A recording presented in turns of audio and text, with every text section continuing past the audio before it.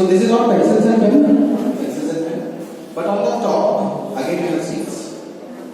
So once you are done with writing, you can put complete pen or pencil. It's all disposable. You can dispose them and you can have a plant. Enjoy the vegetables.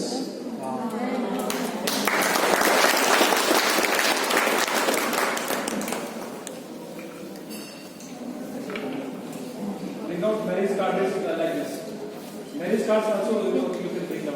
Yeah, that'd be very cool. Yes. How cool is it that you plant a paper or a pen into a plant and you have like tomatoes and vegetables growing out of it?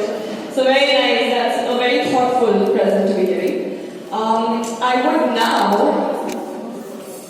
like to invite. So we're going to be proceeding with our panel discussion now, and I would like to introduce the panelists to you. The panel discussion will be on identifying and developing solutions for pay inequities. And I'd like to extend a warm welcome to our panel moderator, Mrs. Rashmi Mancharamani.